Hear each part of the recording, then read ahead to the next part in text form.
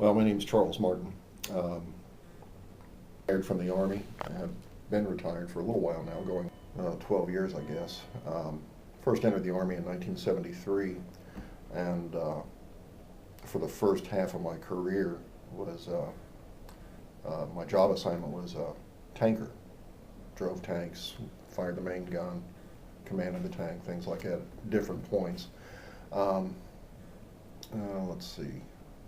Second half of my career, I was in the military police and did both uniformed law enforcement work and um, plain clothes. It seems like my second half of my career in the Army, I was mostly in plain clothes, believe it or not, doing both investigations and security missions.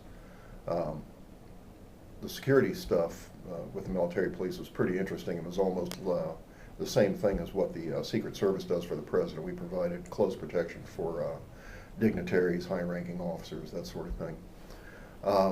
Spent 2 tours in Germany and 1 tour in Belgium. My first tour in Germany was in Fulda. I was with the 11th Cavalry Regiment there, and on M1 tanks, and it was while I was in Fulda that I transferred over to the MP Corps.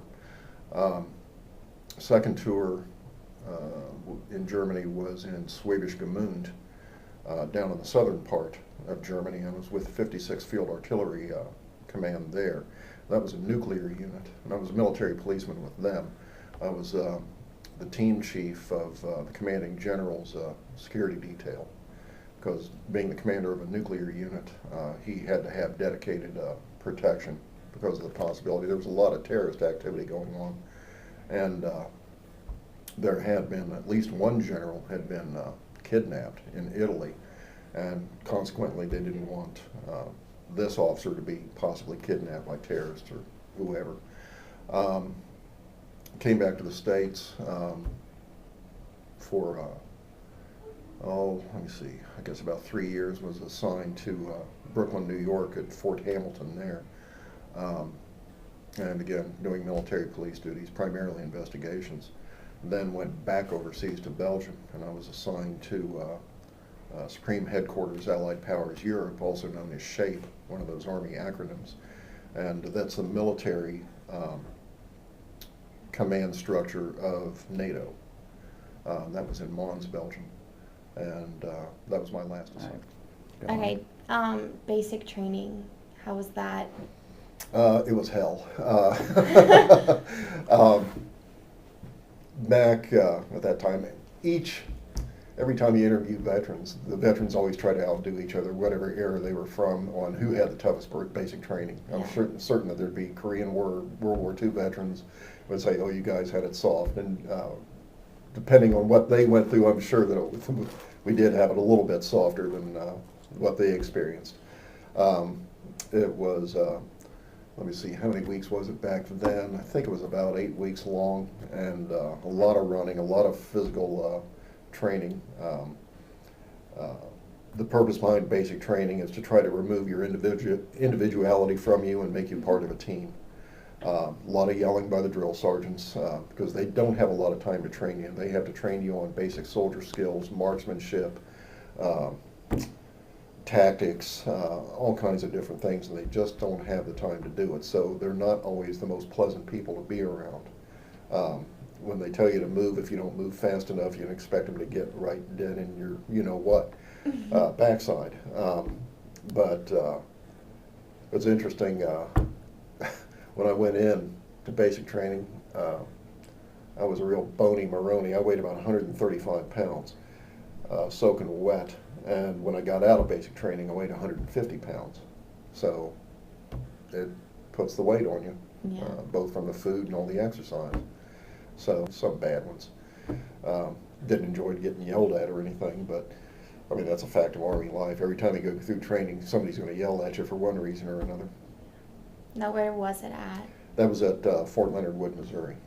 And at the end of that, I went to Fort Knox, Kentucky for tank training, and that was at the dead of winter. Very, very cold. Being a tanker in the wintertime is probably better than being a ground pounder just walking around. At least you're not so much in the snow, but tank training was a lot of fun too. Although being a tanker is extremely hard work. It's very physical. You're talking about very huge machines that weigh tons. There's nothing on a tank that's small. Everything's big. And if, for instance, you throw a track, the tracks that propel the tank weigh, on the M60s, they weighed roughly 2 tons each. And if you throw a track, that means the track came off of the drive sprocket and the support rollers and all of that, and you had to put that back on by hand. Wow. And how do you manipulate 2 tons of steel? They teach you how to do it. You know, it's actually relatively simple, but it is backbreaking work sometimes. Just handling machine guns, because each tank had 2 machine guns. The tank supported the armor school, and essentially we had to use our tanks to let the new young lieutenants who were learning to become armor officers, and also the NCOs going through the school, NCO being non-commissioned officers, sergeants, we gave them our tanks to drive around and tear up, and then we had to fix them. And then we were also used for post details of different kinds.